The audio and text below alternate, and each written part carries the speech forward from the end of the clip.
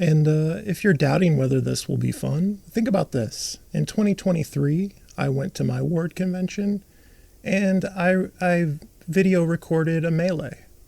So how fun is that?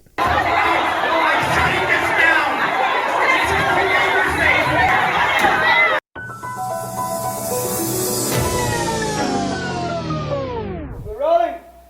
We're rolling.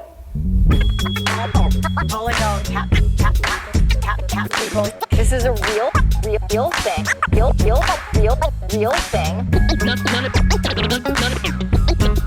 None of you have the balls to stop this. Stop this. I've got plenty of time. I have nothing else going on today. We're in the Wedge neighborhood right now.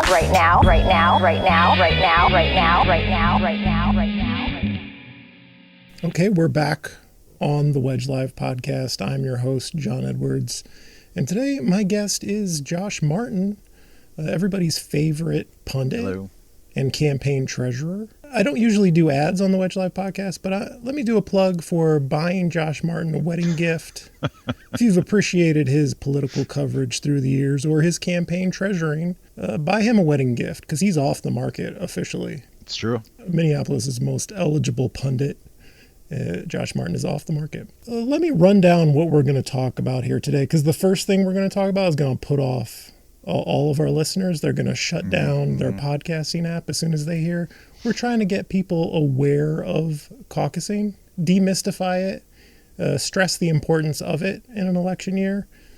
But we're also going to talk about fun stuff. There's the Andrea Corbin, the Republican donor who is running a PAC, a local PAC in Minneapolis, ostensibly to get out the turnout to the DFL caucus, but she's a Republican donor. There's that story. There is the violence interrupter who threatened violence and didn't have his contract pulled. But some breaking news here, he has had that contract offer rescinded by the mayor because one of his violence interrupters got involved in a shootout. Some indiscriminate, dozens of shots fired indiscriminately in the midst of a shootout. So we'll talk about that. We'll do a candidate rundown. We'll talk about the plagiarism story in Ward.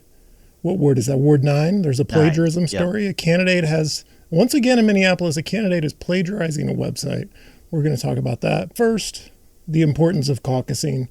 Josh, when I talk about this, I want to stress how simple this is. It's going to take a while. You're going to have to spend some time sitting around. But it's hugely important because you're going to be one of hundreds of people potentially in your ward.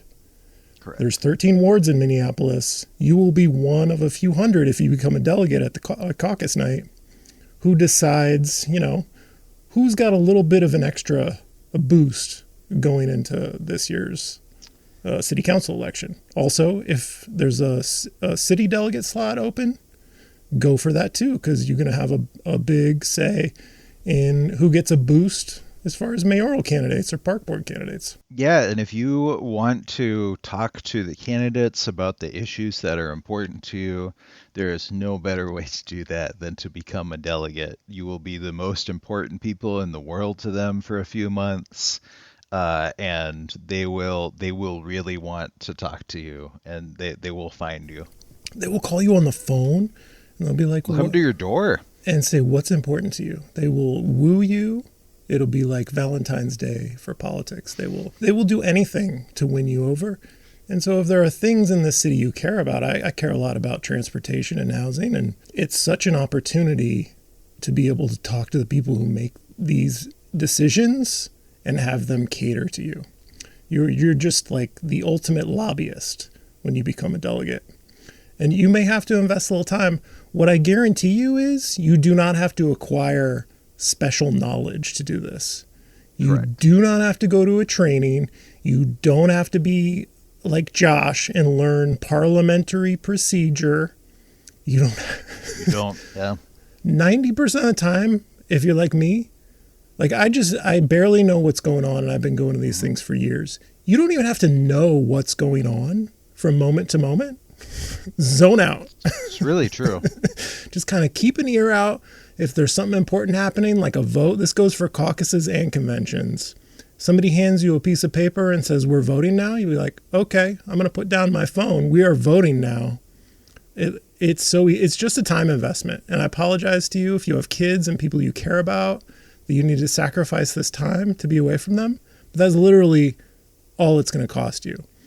There's hardly any mental energy about this. It's simply, can you spare the time on caucus night, or like potentially a very long time for a convention? But we'll get to that when we come to it. Just, you're out there, you're attempting to become a delegate. It's very important this year. And Josh, can you tell our listeners when the caucuses in Minneapolis will be happening? Yes, the caucuses will be the evening of Tuesday, April 8th. Registration will start at 6:30, and the caucus will be called to order at 7 p.m. And they're saying, the Minneapolis DFL is saying it could be helpful if you pre-register on the website. Even if you're going to be attending, fill out the non-attendee form just to smooth things along. That's correct. And this is a little confusing to people. It's called the non-attendee form to meet the state party requirements. So if you don't attend, then it is the non-attendee form. And if you don't attend and you would like to be a delegate, then you definitely need to fill it out. But even if you are going to attend, it is highly recommended to still fill out the form. That serves two purposes. One, it speeds up data entry on caucus night, because if you don't sign up ahead of time, then you will have to sign up on caucus night itself. That will take longer to get people through the line, and it also means a bunch of people need to type in your information later. If it's all entered into the computer already, much quicker for everyone. Secondly, sometimes things happen. Things might come up and you think you'll be able to attend the caucus, and then the last minute you won't be able to make it. If you already submitted the form, you're already good to go. And if you're doubting whether this will be fun, think about this. In 2023, I went to my ward convention and I video recorded a melee. So how fun is that?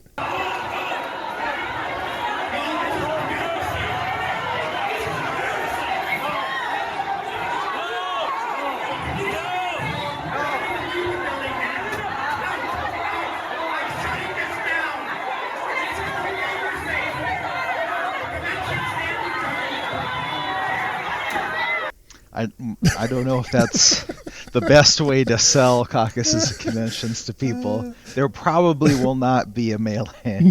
Probably not. Unlikely to be a melee that shows up in the Daily Mail disparaging Minneapolis. We unfortunately can't guarantee that there will not be a melee, but it is unlikely. You know where there won't be a melee this year, Josh, is Ella Baker School in the Wedge, because the DFL got banned from holding conventions because of last time's melee. Yeah. So we can guarantee at least one place there won't be a melee.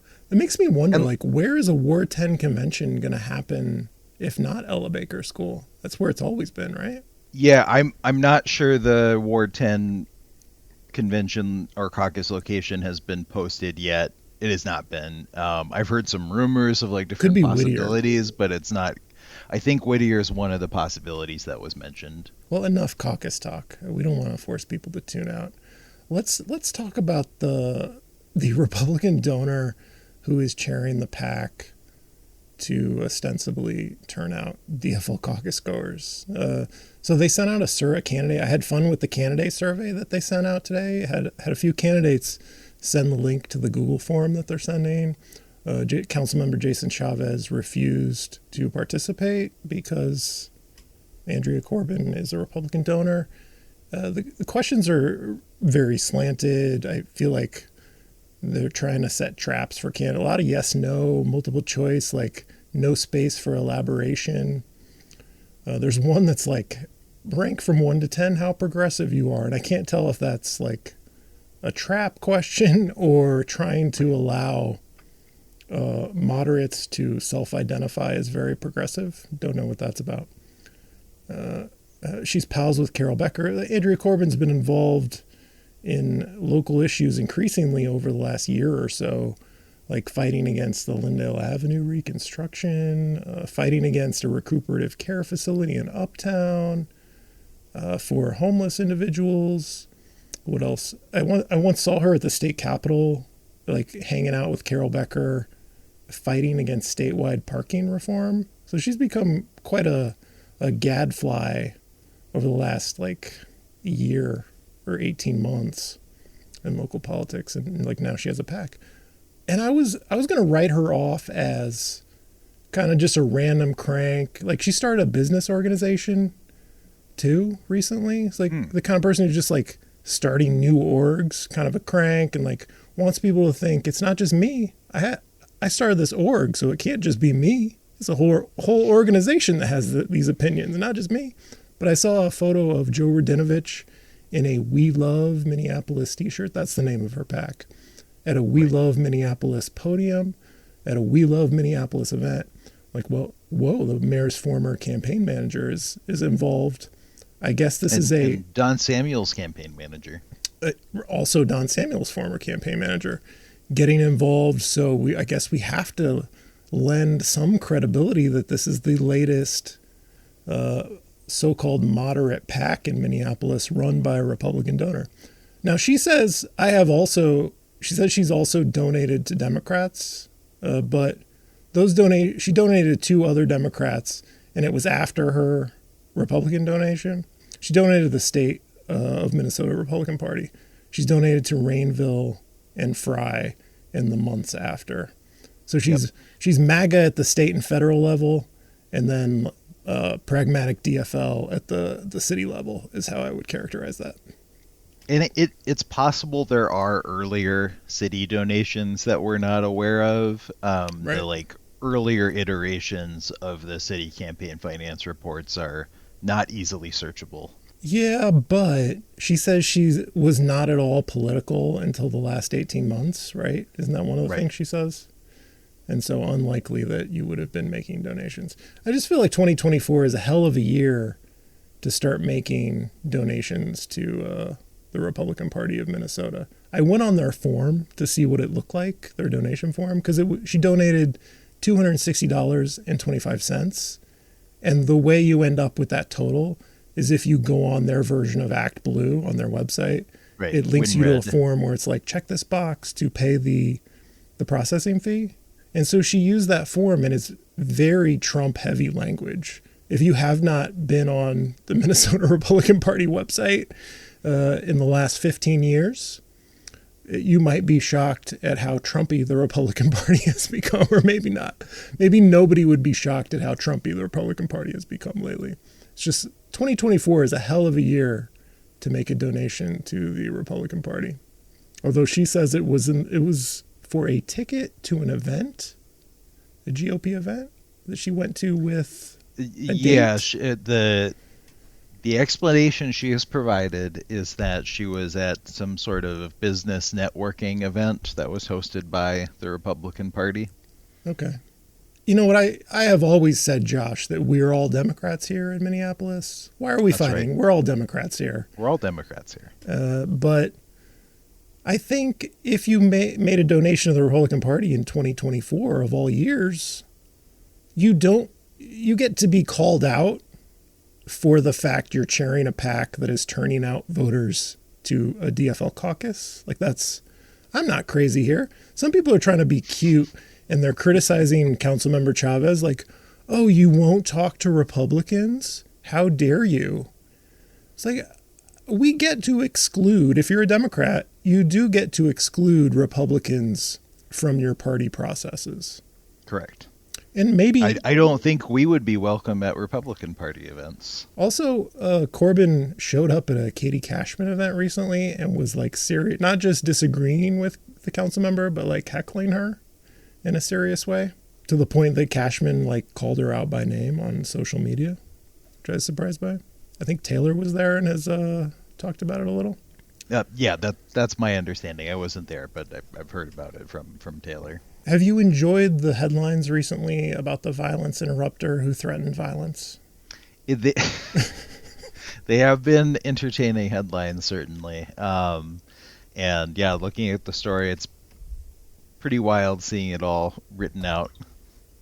So the story is Violence Interrupter. A couple of weeks, last month, Reverend McAfee from North Minneapolis showed up to a council meeting to berate and throw around what has been interpreted by many to be gay slurs, calling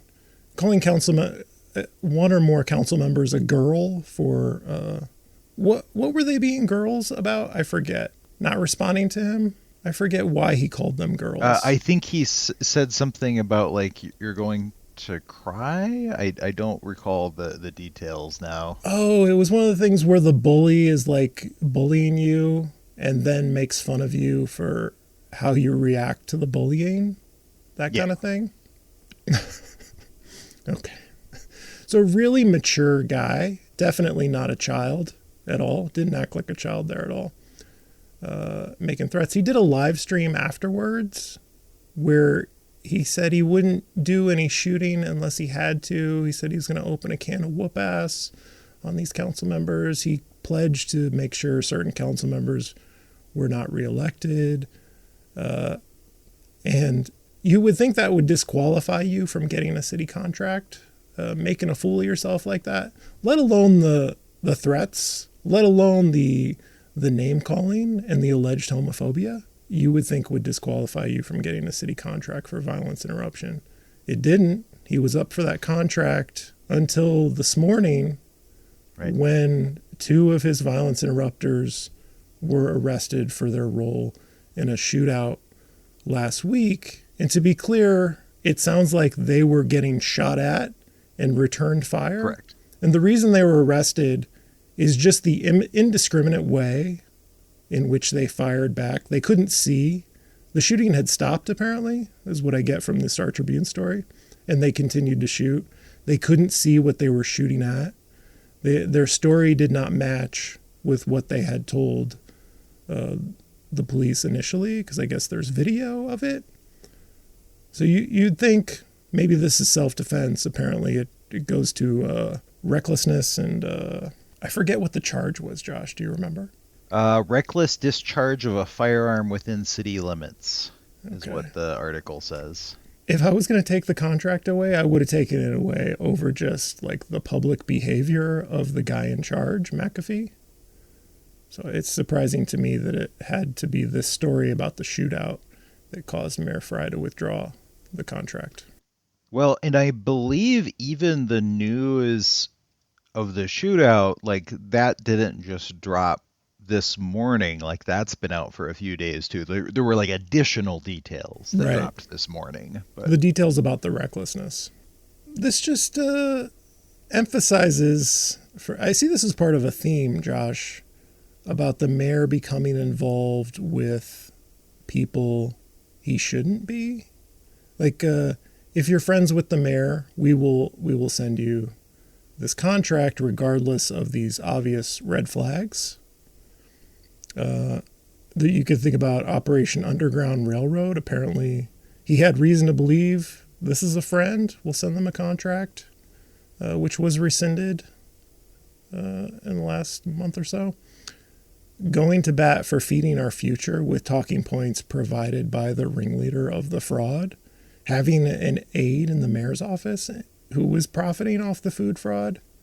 Like, I'm not saying Fry had personal knowledge of wrongdoing here, but the fact that he is continuously involved with bad characters tells me he is at least so transactional that he has no standards for who he will get in bed with.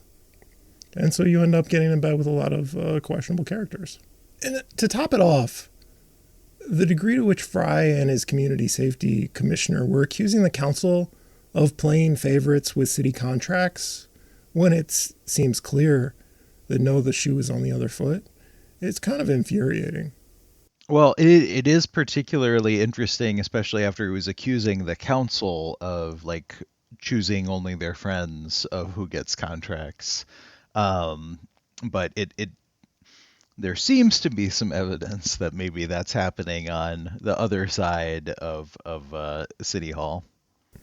And so one of the reasons that McAfee showed up to City Hall to berate the council and threaten them was he was defending ex-director of neighborhood safety, Luana Nelson Brown, who the Star Tribune has reported gave a no-bid contract to an ex-boyfriend, among other problems under her leadership.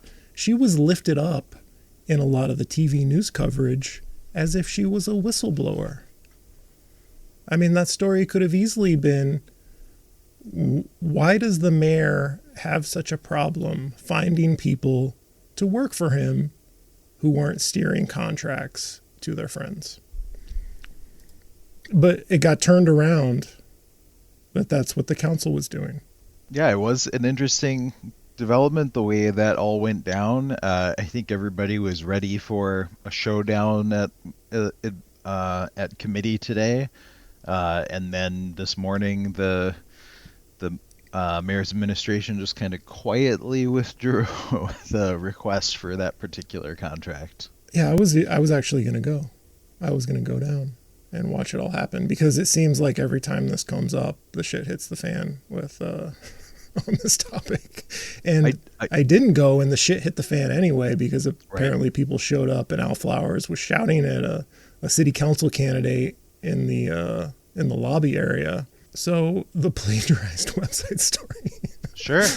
Yeah. I was getting into it with you and Taylor in the group text. Correct. About you were both saying, well, this looks like a more credible candidate than the guy who ran in Ward 9 last time and is running again, Dan Orban. Mm-hmm. I'm like, now, Dan Orban is one thing, but this guy, what is his name? The guy, the plagiarist guy? Marquez Jones. Marquez Jones. So he's a firefighter. He's a plagiarist. His website steals text from a Ward 11 candidate, Jamison Whiting's website.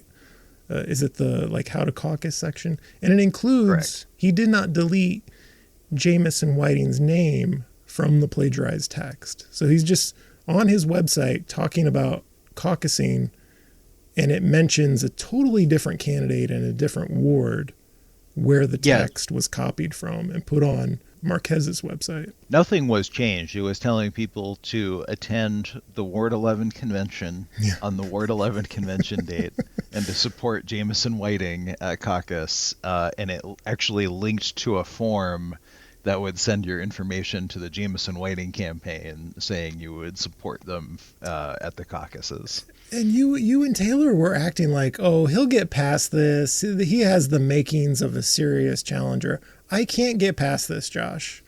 He's a firefighter. I don't want him to be employed by the city, because this level of lack of integrity plus lack of competence, it's very alarming to me. He should not be able to get past this. He should have his photo framed in the Mickey Moore Clown Candidate Hall of Fame, is what I think. He should never be able to live this down. I don't care if voters have short memories and will never hear about this. And I know he's probably going to lose anyway because it's Ward 9, and he probably is not going to have a platform that appeals to voters in Ward 9. But I think if all of Minneapolis endorses him, whoever endorses him should not be able to live down the fact that he is a plagiarist who is not competent enough to scrub the other candidate's name from the text he copied from that other candidate's website to put on his own. Not live it down. Yeah, and honestly, my initial thought when this happened was, oh, this must have gone live before it was intended to. Me too. Taylor or I found this. They were still working on it. That would maybe be understandable. Also bad, though. It means the placeholder website was something you stole and you needed to rework it to hide the fact. They needed to rework it. But it turns out that is not true. He did send out an email today linking to this website with the page about attending the Ward 11 convention to support Jamison Whiting. And you know what I think that he's going to say? He's going to say, I had a volunteer who screwed up and this kind of slipped through the cracks. I don't accept that answer because websites are important pieces of communication that campaigns produce. And it's not one person. It shouldn't be one person. The candidate should review it. Not only the candidate, you should be sending it out to your trusted advisors to say, look at this.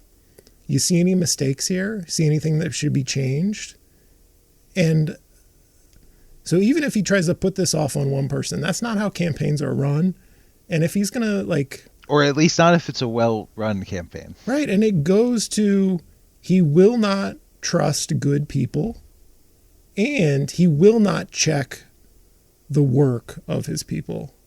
So this is not just a plagiarism story that we can get past, Josh. Shame on you for thinking it was. I think he needs to go away forever. That's what I say. My only counterpoint is that this guy, despite his website challenges, is a firefighter, which I think would be appealing to some people. Josh, and the other candidate opposing Jason Chavez is Dan Orban. Dan Orban, Hungarian dictator Dan Orban. So if you could see in the background, if you're listening, you can't see in the background of Josh's video feed here. He's got a Minneapolis firefighter calendar on the wall. Incorrect. Lies. I can't believe the lengths you will go to defend firefighters. I'm tired of firefighters in local politics. I really am. This is going to get me canceled by the firefighters union, but not pleased with Rucker on the park board. And this plagiarism guy, not happy with him either. I would like the firefighters union to know on the record that I stood up for the firefighters here. Right. So just think about that when you're thinking about the candidates I work for. I'll say this, just another tool of Brian Rice, the firefighters union, just another tool of Brian Rice. So are we ready? Is there more news that we need to cover, Josh, or should we go to our candidate rundown, our patented candidate rundown that we do every pre-caucus episode? Yeah, we can certainly do that. Did you want to talk any more about the mechanics of the caucus, or are we sticking with your plan of just go there and figure it out? I don't want to scare people, Josh. I don't want people to think it's more complicated than it is. You really should just show up on date. April 8th. April 8th at 6. Sometime between 6:30 and 7 p.m. And go to minneapolisdfl.org. And see where you caucus. We need to keep it as simple as that, I think. What tips were you going to offer? What do you think is important to know? Well, apparently nothing's important to know, so that's fine. I am open to having you offer them and then cutting it later. Just look around at the people who've been there before, and they'll help you out. You've been a guest enough to know that I think if your contributions are just superfluous, I will cut it in editing to make it appear that you said nothing. I've seen it. So go ahead and say it. Well, we could talk a little bit about the process of what'll actually happen at the caucus, like electing delegates, that kind of thing. We can talk about that because I want to emphasize to people they need to become both ward delegates. There are two kinds of delegate slots. Go for both of them. These are the details that matter. Ward and city. Ward is for city council, and city is for mayor and park board. But take it away, Josh. MBET. Yeah, so at your caucus, there will be, for starters, and this will be something you'll have to deal with at a caucus or convention, there will be a lot of introductory junk that is required because it's DFL rules and some of it's important for the mechanics of the caucuses, but probably not anything you need to worry about. They'll read some statements, they'll adopt rules and an agenda, which will almost certainly for a caucus be the default agenda that gets passed out. And then eventually you will elect convention delegates and alternates. Both ward and city convention delegates and alternates are elected on caucus night. Ward first. I would wager in most precincts, ward convention delegates will not be very competitive. City convention delegates and alternates may be more competitive. because for each ward there are 400 delegates for the ward divided between the precincts. For the city convention, there's 800 delegates for the entire city divided between all the precincts in the city. So it may be more competitive to get to the city convention, but you can always give it a shot. There's no harm in trying. You might be able to be a delegate or alternate. You can go to both conventions if you can get elected as a delegate or alternate to both, but you do not have to go to both. If there is only one of them that interests you, there is no requirement that you go to the other convention. Or if you can't make it for one of them, like that's fine. Just be a delegate to the convention that you want to go to and can go to. So I keep saying this, but like, don't feel bad if you don't understand what's going on, because 50% of the time, I don't know what's going on. It's fine. Like the thing that separates... And you're a political insider. It's true. I'm an insider. And the thing that separates the DFL insiders from the regular people is, so regular people don't know what's going on, and DFL insiders don't know what's going on, but they don't care. Like, it doesn't bother them that they don't know what's going on. I'm just here on my phone waiting for you to get past the part where you ask for donations, get past the part where you ask for volunteers to do this or that. I'm just waiting for the real stuff to start. Like, you will know when the real stuff starts, and you have to pay attention. Please do volunteer, though. Don't volunteer. Don't donate. Don't do any of that shit. That's one. I'm going to push back on that a little bit. I would encourage people to volunteer and to donate if they can, because the precinct caucuses and conventions are entirely volunteer run. And if people do not volunteer and donate, there's very much a possibility that caucuses and conventions don't happen. Josh, that's like saying if I like bypass the donate to wildfire charities when I'm at Walgreens, the thing that pops up at the end, like, please donate to this charity. If I skip past that, like, bad things are going to happen. No, you could skip past it. Just skip past it. I mean, there are a lot of wildfires going on, so maybe I'll cut that part out where I talk about not donating to wildfire charities. You're already attacking the firefighters. You don't need to get canceled even more over that. Right. John comes out as pro-fire. I'm a political arsonist here. Fire lives matter. So I've got another shortcut. I've got my shortcut for going to caucus. Don't worry about what you don't know, because you don't need to know anything. Just know who you're supporting. Even at caucus, you don't really need to know who you're supporting, because you're just trying to become a delegate, and often it never comes up who you're supporting. It might, but often it doesn't. So you're just trying to become a delegate at the caucus. Another shortcut I have is we can simplify which wards are probably going to matter this year, and that's how I'm going to organize this. We got the open seats, right? 5, 8, and 11. Correct. Which could potentially be competitive, because incumbency comes with some big advantages that are hard to overcome, and people often do not challenge incumbents, or at least serious candidates who don't plagiarize their website don't challenge incumbents. And Ward 7. Ward 7, I think, is potentially... So we have incumbent Katie Cashman in Ward 7, but we have a very wealthy candidate who is an elected official on the park board challenging her. And so money plus connections plus already an elected official. And Ward 7 is just tough. That's a tough place. And so that's a competitive one too. Okay. So we're going to start with 5, 8, and 11. Let's start it out in Ward 5. Josh, what's going on in Ward 5? It's a melee. Yeah, so the 3 open seat races. Ward 5 is, I guess, an extra open seat. There are, as of the time I'm saying this, 6 candidates in Ward 5. It's very possible that by the time you listen to this, there will be more candidates in Ward 5. Jeremiah Ellison is the incumbent and has been on the council since 2018. He is not running for re-election, and there are a lot of people who want his job. That includes Ethropic Burnett, Amber Frederick, Jovan Northington, Tanitha Pearl Warren, Miles Wilson, and Andrea Young. And all 6 of those candidates are seeking the DFL endorsement. A note on pronunciation, atrophic. I learned. Thank you. I spoke with Atrophic for the podcast.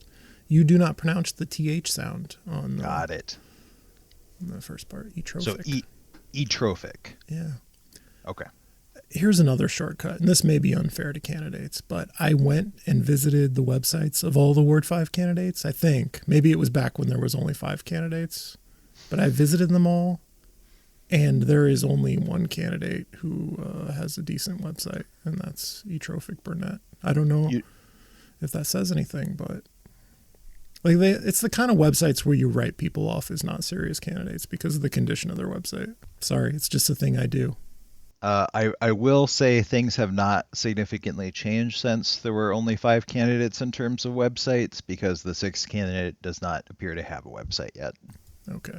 Well, it's still early. It's time for people to improve their websites. Let's move on to 8, Josh. Josh, you will have to recuse yourself from this one because you are campaign treasurer, right, for Soren Stevenson? That's correct. I'm the treasurer for Soren Stevenson. And a number of Do other... you want me to still run down the candidates, or are you going to? You will remember them recuse all? yourself All right. in spirit, but I still want you to put in the work. Okay. Name the other campaigns that you're campaign treasuring for, so people can know your biases. Yeah, absolutely. So I'm the treasurer for the Omar Fatah for Mayor campaign, Katie Cashman in Ward 7, and Soren Stevenson in Ward 8. Okay. What? Now people are going to use this to connect Katie Cashman to socialists. I wish I hadn't asked you to reveal your connections, because people say Josh Martin is treasurer for all of these campaigns and they're all DSA connected, even though she's not. Well, I support a variety of different candidates, and they each have their own views, and they can speak for themselves on their priorities and platform and why you should support them. I think certainly there are similarities between the candidates I support. I would not say they agree on everything. Okay, Josh, let me ask you this. Are you a socialist? I think so. I am not a member of DSA, and I never have been. However, I do think all of Minneapolis could fairly describe me as DSA aligned. Yeah, me too. I'll put it that way. That's the thing. All of Minneapolis, you are forcing all of us into socialism. We never asked for that, and you've placed us there. We're now all DSA aligned now because of your reckless, extreme rhetoric. You've made us all DSA aligned. We didn't want to be there, but now we are. Sorry. Ward 8, give us the rundown. Sure. So in Ward 8, there are 3 candidates. Well, there are at least 2 candidates. Andrea Jenkins is the incumbent. She has served since 2018. She is not running for re-election. Running for the seat and both seeking the DFL endorsement are Josh Basai and Soren Stevenson, the candidate I'm treasurer for. He also ran in 2023 and came very close. There is allegedly a third candidate. So in Maplight, there is a campaign finance registration for someone named Anthony Scott. Despite my best efforts and the efforts of a variety of other people, no one has been able to find more information about him. So whether this person is still running is somewhat unclear. I will admit that Soren Stevenson is to the left of me. And there are some, so I read on his website, and there's a lot of policies where I'm like, wow, he's really on the ball there. He's taken a very detailed position that I like. A lot of land use stuff that I like on his website. But then I get to the part where it's he's describing a St. Paul style rent control at 3%, and it makes me nervous. And so I'm not in the tank for Soren Stevenson. There's a lot to like, and there are some things that make me alarmed. And I'll be talking to both Ward 8 candidates, if we're assuming there's just 2, Josh Basai and Soren Stevenson, soon. Great. And I hope to learn more. And I want to... I'm going to reveal on the podcast because none of them are going to listen, but maybe Josh will report back to Soren Stevenson. But this is what I want because I've never met Josh Basai before. So with those kinds of candidates, like I want to suss out whether they are secret NIMBYs. Like, do you hate bike lanes? Are you going to go to war on behalf of preserving as much parking as possible? Keeping bike lanes out of the city, completely burning up the city's transportation action plan, stuff like that. That's what I want to suss out about Josh Basai. Also, things like, are you just going to be an automatic vote for Mayor Fry? Things like that. I don't know what question can I ask. Maybe don't give me too good an idea, because he will listen and hear about it. But like, how do you suss out whether a candidate is running to just be an automatic vote for Mayor Fry, aside from like checking the all of Minneapolis endorsement page to see who they like? Yeah, it's a good question. Well, I mean, you could just run through like Andrea Corbin's questionnaire. Like that's as far as I can tell, the purpose of that questionnaire is, will you support Jacob Fry and everything he says and does? Yeah. I mean, there are some things that Mayor Fry has vetoed where I can understand why he vetoed that. There are some things that are like that. And like, I don't know. I don't necessarily want to use his vetoes as like the litmus test of whether you're a good candidate or not. But that's a good point. Similarly, we can talk about Ward 7 too. I guess we skipped Ward 7. Sure. Elizabeth Schaefer, who's running against incumbent Katie Cashman, had an email recently where she used your divided vote tracker, Josh Martin in the news. It trusted the most trusted name in Google Docs is Josh Martin. She cited your divided vote tracker to point out Katie Cashman often does not vote the way Mayor Fry wants her to. Like, okay, well, that sounds fine to me. I don't know who in this city thinks Mayor Fry is just batting 1,000, right? I mean, I think there might be some people in Ward 7 who feel that way. Yeah. Like, I don't even think the people I like are batting 1,000. Like, it's fine. No one's batting 1,000. Yes. There's always things you'll disagree with for any elected official. And like, we should want a city council that stands up to Mayor Fry when necessary, because now that we have a strong mayor, who do we have doing oversight on the strong mayor and all the terrible people he gets in bed with? It's going to be the council. Like, if you had a city council that's 100% rubber stamping what he wants, they'd be giving contracts to McAfee. That's an interesting point. Yeah, I thought that was a childish way for her to frame it, and also like not productive. I don't know, even in Ward 7, which is, Lisa Goodman territory, that necessarily like makes you feel good, even if you have positive feelings about Mayor Fry. Like, I don't think a message that like, well, this person doesn't always support the mayor and they're bad. I don't know that like hits right, because there's no policy aspect to that at all. It's just like, why don't they always agree with the mayor? It's like, right. Are you going to outsource your vote to the mayor? Is that what you're running for?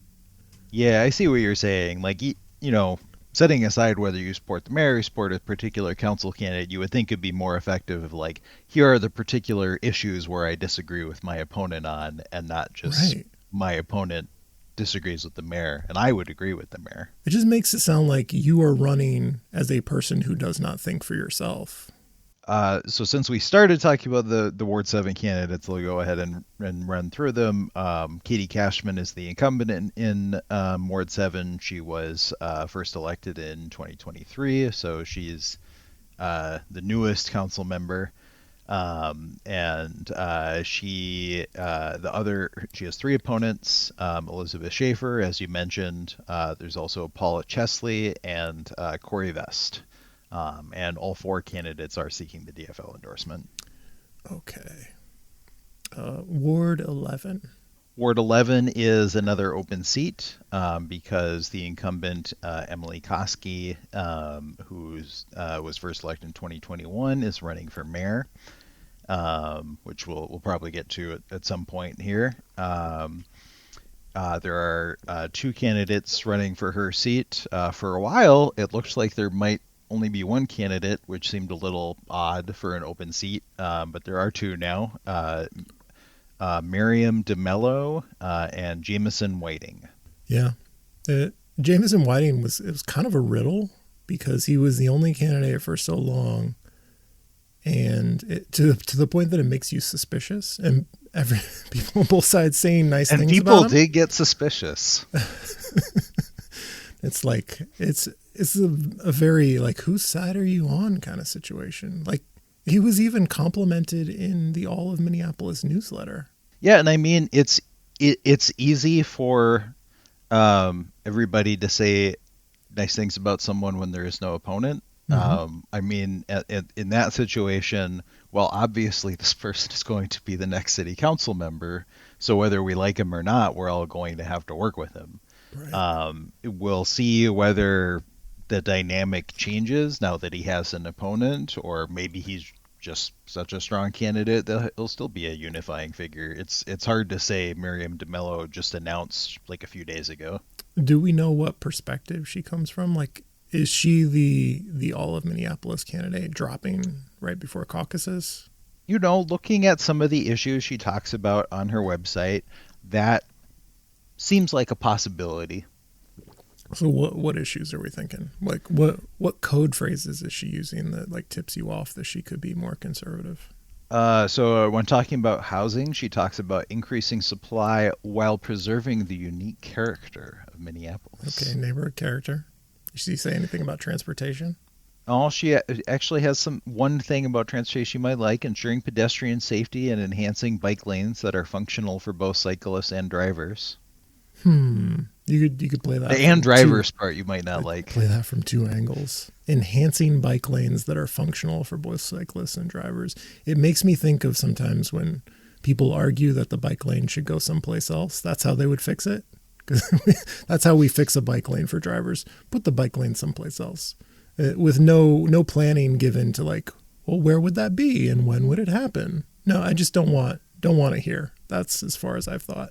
I give credit to anyone who is putting issues on their website as a candidate, because I go to too many candidate websites and it's nothing, right? I know it's early, but if you're giving me nothing this close to caucus, especially if you've been out for a while and you've got really sparse issue pages, I don't like it. I will give credit to Soren Stevenson and you know, he's been running since last time, so I guess like he's got a running start here, but pretty detailed set of issue pages there. I look forward to talking to Jameson Whiting and Miriam DeMello, possibly, if they say yes. It'll be a tip-off if you say no. You are the bad candidate, obviously. If you won't talk to me, by definition, you are the bad candidate. That's how you threaten them to come onto the podcast. Right. Don't make me start a spreadsheet, a Josh Martin-style spreadsheet where I have a good column and a bad column. You don't want to end up in the bad column. I'm not above, holding grudges.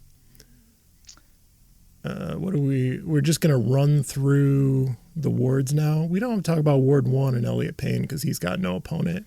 And he has everybody no likes opponent. Him. Everybody likes Elliott Payne. And I want to be clear, not like he doesn't have a serious opponent. Elliott Payne has no opponent, period. Okay. Ward 2, Robin Wansley has an opponent?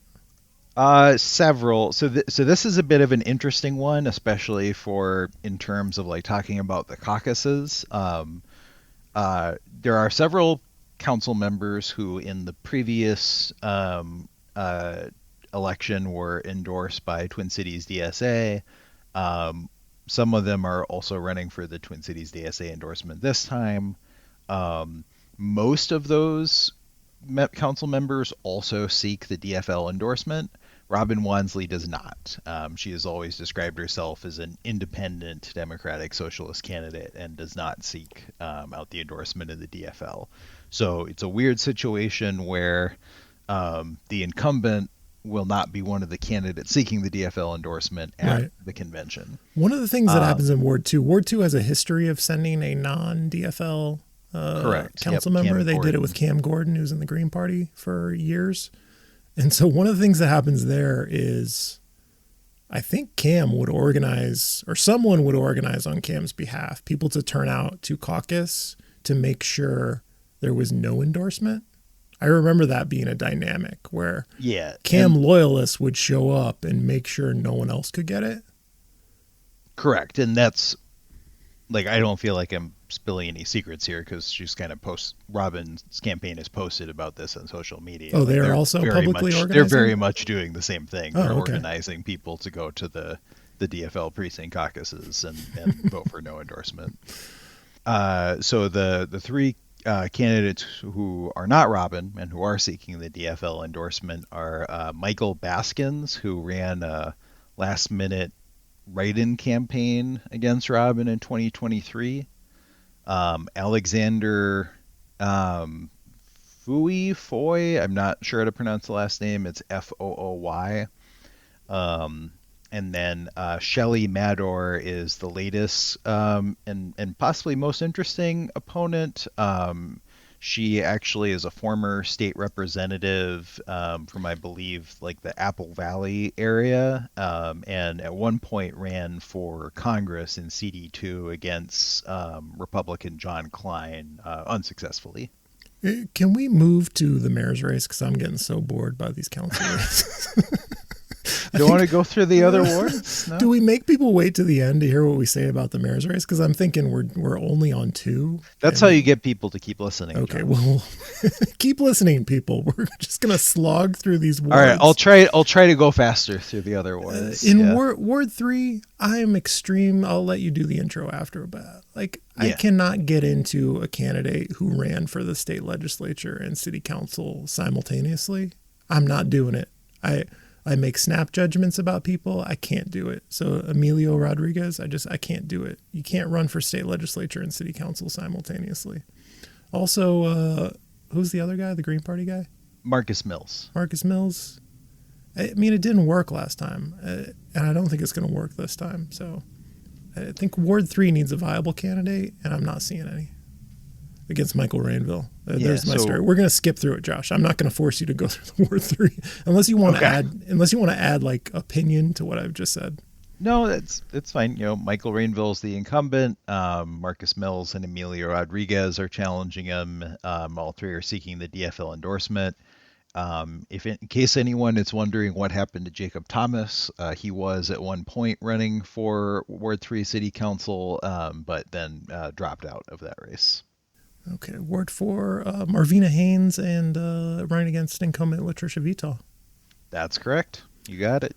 That's going to be tough in Ward 4. Wish you all the best to all the candidates in Ward 4. Ward 6?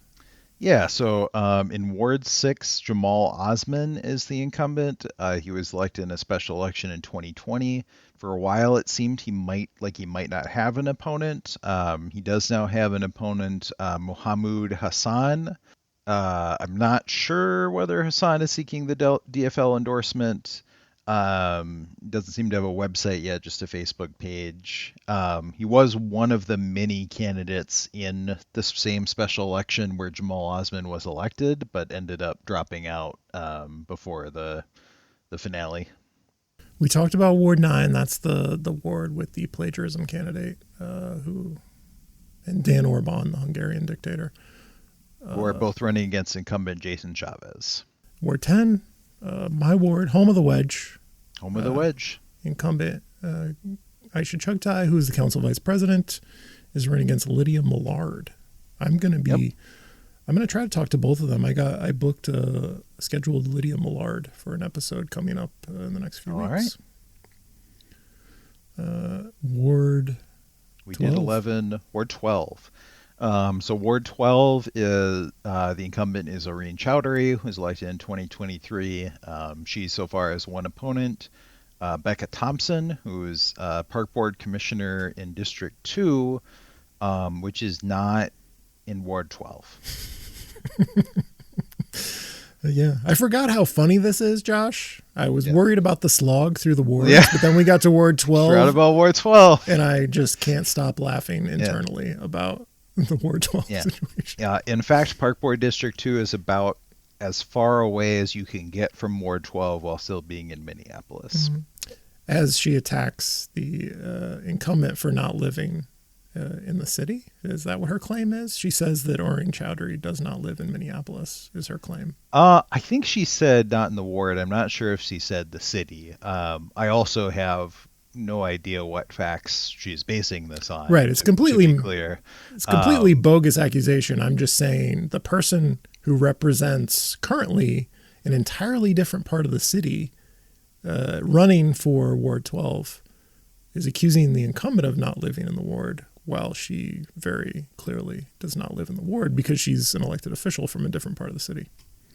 She says doesn't actually live here, and I'm putting that in finger quotes, so it's not clear exactly whether she's saying the ward or the city in her not backed up claims. Another thing she's not backing up with any evidence is the part where people begged her to come to Ward 12 and run for office. I don't believe that for a second. I don't believe anyone begged Becca Thompson to come home to Ward 12 and save the city. I very much doubt that. Yeah, so that'll be interesting. And she has recently talked about how her family has lived there since the late 1800s, although she does not live there currently. She says she will move there prior to the beginning of the school year, which means she'll be all compliant legally. I do think that means she would have to step down from her park board seat, so we'll see what happens with that. Like, the whole dynamic there is not great.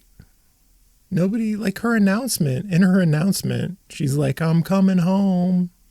Like, how are you running for office in a place where you don't live? I think she's realizing that that's not great.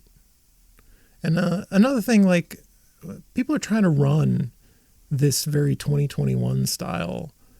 They're defunding the police. These crazy socialists are defunding the police. And they're saying it about people like Katie Cashman, who's not in DSA, who voted for the police contract, who voted for the police budget that's $50 million above what it was in 2022 when Chief O'Hara took his job. Yeah, it has to be 60 million to be not defunding the police. Right. We're talking about police cuts. And when they talk about police cuts, what they're really saying is the police budget was only increased by like 10 million this year and not 10,500,000. That Right. qualifies as a police cut in our political rhetoric in Minneapolis. When you hear Chief O'Hara talk about it, when you hear all of Minneapolis talk about it, if they reference police cuts that candidates made, they're saying the police budget only increased by 10 and not the 10.5 million or whatever it was that we wanted. Like, we only got 95% of the increase we wanted this year. There were no cuts. Like, I measure budgets by the total budget and not like which line item you wish had been approved but wasn't. Because all that money for the police department, let's admit it, is all fungible, and they're going to spend it in the places they want to spend it. MPD has never been shy about that. Yeah. So, Yeah, we'll have to find out whether the horse police actually go away. right. Yeah. But they're dropping like flies, Josh. Yeah, and then Ward 13 Linnea Palmisano is running unopposed. Okay. Before we get to mayor, let's do park board, District 4. District 4, at least. I don't want to talk District about 4. Just District Yeah. 4. Well, maybe at large, Yeah, too. maybe at large. District 4 has a candidate. Finally, a candidate. Well, it that I has can 3 believe. candidates. But a candidate, when I say candidate, Yeah. I mean a candidate that me, One particular candidate. John Edwards, can believe in. Yeah. And that is, I don't want to come out too hard for him because I don't want to scare people away from Jordan Like, who is running in District 4. I will certainly be endorsing Jordan Like. Formerly Jim Jorts on Twitter. That used to be his handle on Twitter. Many times Some have I people insist on only calling him Jim Jorts. I do. Many times I've forgotten what his real name is because I'm like, Jim Jorts. What's his name? And I search for his handle. It's not there anymore on Twitter because he changed it. He no longer goes by Jim Jorts. Oh, you didn't think Jim Jorts for Park Board was a professional sounding campaign. How about James Jorts? James Jorts. James Jorts. But James Jonathan Jorts III. So I respect him a ton. I had him on to talk about the Sioux Line Garden issue. And like, I was impressed. I like him. No question who I will be supporting in District 4. Sorry, alternatives. So in addition to your favorite Jordan Lake, I should just mention for listeners that also running are Andrew Gebo and Jody Winan. And this is an open seat because, as we mentioned earlier, the incumbent Elizabeth Schaefer is running for City Council in Ward 7. I'm announcing my park board endorsement in District 4 early so that I don't have to talk to candidates in District 4. I want them to say no when I invite them. So I'm trying to weed out extra work for me. Yeah, most of the other park board districts are not interesting. It just, the incumbent is running for re-election. They have no opponent yet. District 2 is a little weird. Charles Rucker is moving out of at-large and going to run for District 2 because Becca Thompson's running for City Council. I call that all of Minneapolis musical chairs, where they move one candidate to a different district and like upgrade a park board member to City Council. It's all of Minneapolis musical chairs. And then for at-large, which is the only other one where there's like actually multiple candidates running. At large, there are ultimately 3 seats that will be elected. There are currently maybe 4 candidates. I guess Meg Forney hasn't officially announced yet whether she's running for re-election, but if she is, Meg Forney. And then the other incumbent that's still running again for at large would be Tom Olson. And then the 2 new candidates are Michael Wilson, who's seeking the DFL endorsement, and Adam Schneider, who is a Green Party candidate. I will say the 2 park board members who speak to my issues consistently are Becky Alper and Tom Olson with an E. Tom Olson with an E. Correct. So send them back to the park board because we've really only got two of 9 that are impressing me. And BET is also not interesting right now. The incumbents are running for election and no one else so far. Okay. Mayor, the moment we've all been waiting for.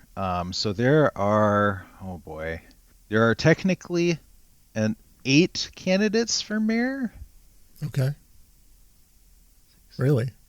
Yeah, and let me it see will probably be like double that by election day. Let's do a game, Josh. I will try to name them all. You will try to name all the mayoral candidates, all right? Mayor Fry. He's okay, you got the easy one. Yep. Dwayne Davis. Yep. Emily Koski. Yep. Jazz Hampton. Omar Fateh. Mm-hmm. Okay, it gets a little trickier now. Brenda Short fired her campaign manager in the newspaper. That's correct. That's how I think of her. Yep. We're up at 6. I got 2 more. Got 2 more. Wow. Have I, Josh? Do you think I've heard their names ever?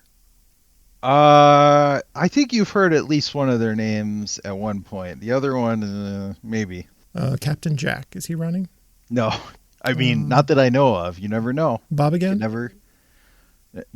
Bob again is not running yet. I assume he'll be running eventually. I think I'm going to have to give up. I don't know who the other candidates are. Okay, so the last 2 are Howard Dotson. Oh, geez, the karaoke candidate. Yeah, I've definitely heard about him. Karaoke candidate. He was apparently involved in like real bad legal trouble for making shit up and spouting off at a council meeting in like Brooklyn Park or something.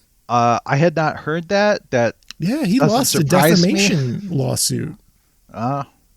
Anyway, and then the last one is Laverne Turner, who is a Republican candidate. And I want to be clear by that, I don't mean like a DFLer who has more conservative politics than I like. Like, I mean, he is actually running as a Republican candidate in Minneapolis. And then all of those candidates, except for obviously Laverne Turner and Howard Dotson, the other 6 are seeking the DFL endorsement. So it'll be an interesting city convention. I spoke with a wise person whose name everyone would recognize if I said it, just to like, I want to name drop, but I don't want to say who it was who told me this. Like we'll take your word for it that they're important. I know important people. They are a noteworthy individual in Minneapolis politics. And they were saying about the mayor's race that they have to coordinate well. The challengers to the mayor have to coordinate well in terms of their focusing their fire in their particular lanes, not trying to be like candidates that they aren't, not trying to own every issue, but kind of own their particular set of issues when it comes to their campaign and how they talk about the mayor's deficiencies. So I thought that was interesting. Makes a lot of sense to me. What are you hearing, Josh? You're a treasurer for nearly every campaign in the city. What's the scuttlebutt? Well, I think the conventional wisdom throughout, and I don't think anything has really happened to change this, is that there's 4 major candidates for mayor, Fry, and obviously, and then the 3 challengers being Dwayne Davis, Omar Fata, and Emily Koski. You can maybe make a case for Jazz Hampton if you wanted to, but I think that's been the conventional wisdom since this race started, and I don't think anything has happened since then that's really changed that trajectory. So the guy who composed and performed the Wedge Live podcast theme song, Anthony Kasper, is a school friend of Jazz Hampton and speaks highly of him. But I'm trying to figure out what is the point of this campaign? I feel like we filled all the slots and I don't know where you fit in, really. I mean, he could be banking on maybe one of the other campaigns will flounder and he'll be able to swoop in on that opening. I should say I don't have any knowledge that that's going to happen with any of the campaigns, but just in theory, that's not the craziest idea. Yeah, I don't know. I don't know what Jazz Hampton is thinking. Well, I think we're here at the end. Have we missed anything? Is there anything we should talk about? I don't think so. I think we covered all the races. So yeah, I'll just remind people again to make sure to go to your caucus and try to be a delegate at your convention, and don't listen to John. Please volunteer and please donate if you can. April 8th, right? That's correct. Yep, April 8th for the caucuses. Convention dates vary. They'll let you know when your convention is. MinneapolisDFL.org for more information. It's really easy. Don't be intimidated. It's okay to not know anything. Just show up, accept that you will not know what's going on most of the time, and be ready to step in when it matters. Just become a delegate. City convention, ward convention, accept any delegate slot you can acquire, and wield your power.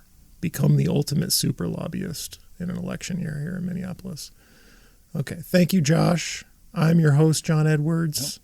This has been the Wedge Live podcast. Thank you for listening.